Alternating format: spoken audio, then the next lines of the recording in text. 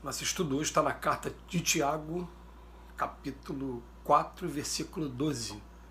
Há só um legislador e um juiz que pode salvar e destruir. Tu, porém, quem és que julga a outrem? Emmanuel vem comentar na lição do livro Caminho, Verdade e Vida, 46. Quem és? Deveria existir por parte do homem grande cautela em emitir opiniões relativamente à incorreção alheia. Um parecer inconsciente ou leviano pode gerar desastres muito maiores que os erros dos outros convertidos em objeto de exame. Naturalmente, existem determinadas responsabilidades que exigem observações acuradas e pacientes daqueles a quem foram conferidas. Um administrador necessita analisar os elementos de uma composição humana que lhe integram a máquina de serviço.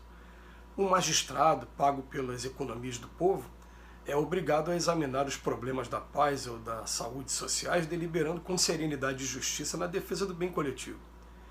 Entretanto, importa compreender que homens como esses, entendendo a extensão e a delicadeza dos seus encargos espirituais, muitos sofrem quando compelidos ao serviço de regeneração das peças vivas, desviadas ou enfermiças, encaminhadas à sua responsabilidade.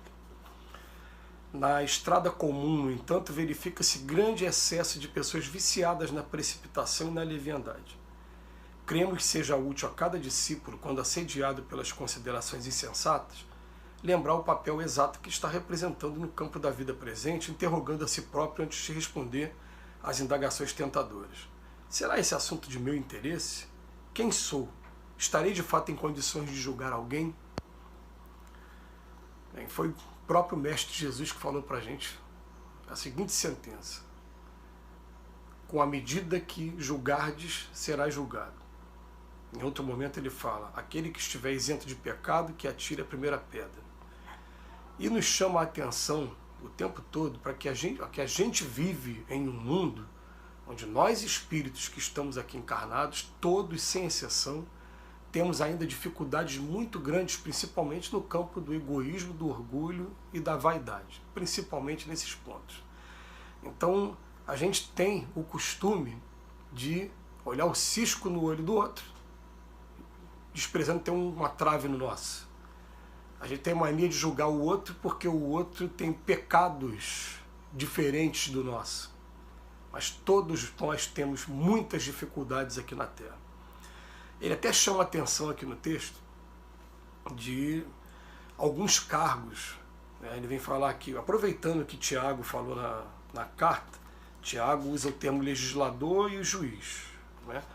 Ele fala do administrador e fala do juiz, do magistrado. Mas a gente sabe que tem cargos específicos que muitas das vezes a pessoa, só preocupada apenas com o salário que vai ter e com a estabilidade, não medita, muitas vezes, previamente, quais vão ser as suas atribuições.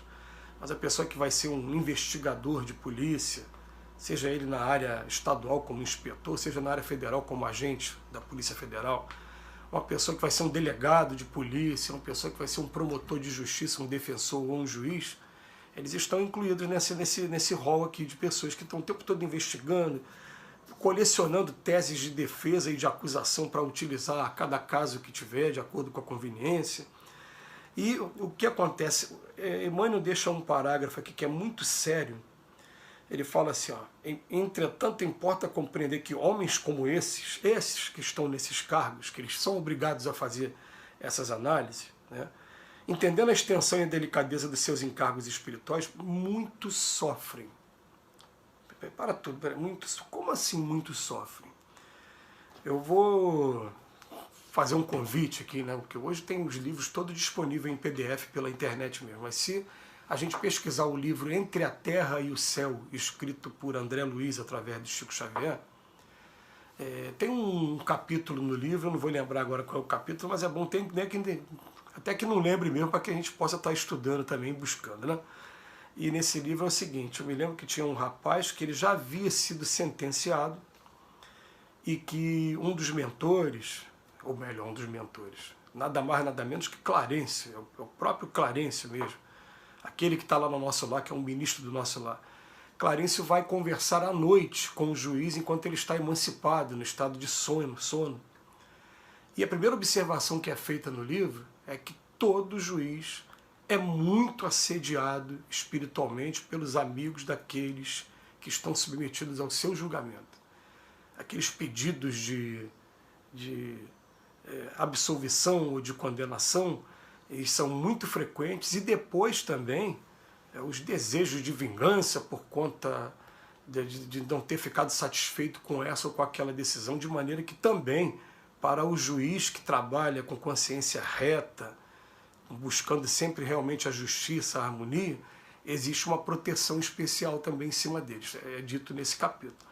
Mas nesse capítulo, por exemplo, o Clarencio foi pedir a esse juiz que fosse feita uma revisão criminal, que ele pudesse dar uma olhada de novo naquele processo, por conta da pena que havia sido equivocada. E ele faz essa observação com detalhes que na época a gente até fazendo esse estudo em conjunto, a gente até procurou analisar, né, com relação às outras coisas, e viu que o encargo ele é muito sério mesmo, não é para qualquer pessoa, e por isso que tem pessoas que usam de maneira equivocada e depois sofrem também muito com a consciência pesada quando retornam ao plano espiritual. Mas saindo desse campo, desses cargos, vamos trabalhar a gente mesmo, né?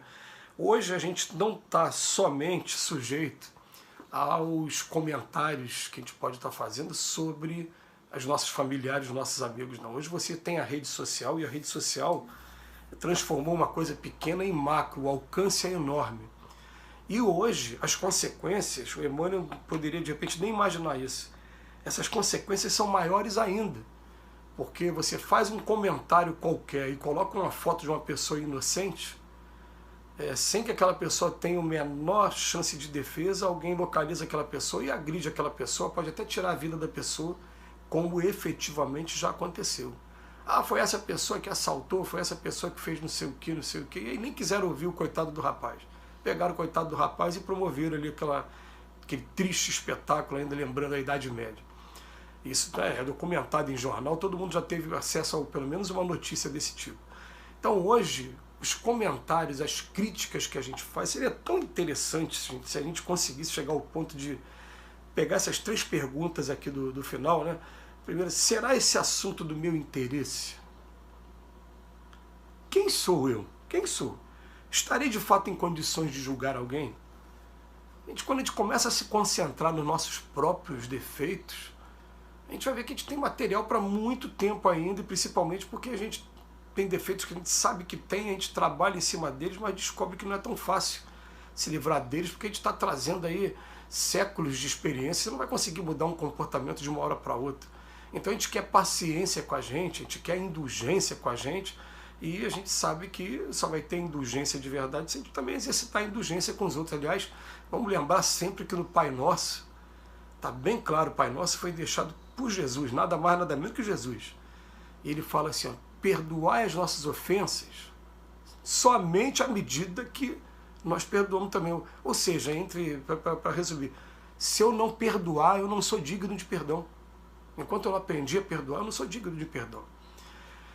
Então, é claro, vai entrar naquele ponto mais uma vez, né? Que é um ponto controvertido. Ah, então eu não vou fazer comentário nenhum. Não, não é isso. A gente tem que aproveitar tudo para o lado educacional, para a promoção do ser humano, para dar novas oportunidades para o ser humano, e não para condenar por uma atitude, porque se eu fosse condenado pelas minhas atitudes equivocadas, eu não teria como prever quando eu sairia de uma prisão. Não teria como. E olha que nessa encarnação, com todo o esclarecimento que a gente ainda é muito falho, tem muitas falhas dentro da gente, né? Uma vez eu estava comentando que eu lendo o Código Penal, né, vendo quais os crimes que eu cometi, se eu tivesse que cumprir pena pelos crimes, só naquele capítulo de calúnia, difamação, injúria, né, quantas vezes eu, durante uma partida de futebol, chamei um juiz de ladrão. Isso é crime de calúnia, né? Quantas vezes a gente já roubou alguma coisa na geladeira que é do irmão, um doce qualquer, ou então teve as pequenas discussões, teve as vias de fato, só somar aquilo ali, as coisas já seria para muito tempo de pena, né? Então a gente tem que começar a colocar na cabeça que a gente está quem sou eu? Eu estou em condição de julgar alguém? Não é melhor eu concentrar nos meus problemas? Não é melhor eu, a partir de agora, buscar compreender a dificuldade dos outros para que ele também, ou os outros também, consigam compreender a minha e ter paciência com a minha? Não é melhor eu dar as mãos para que alguém me dê a mão? Fica aí a reflexão para a gente, que Jesus nos abençoe hoje e sempre, e muito obrigado, Emmanuel, pelas reflexões.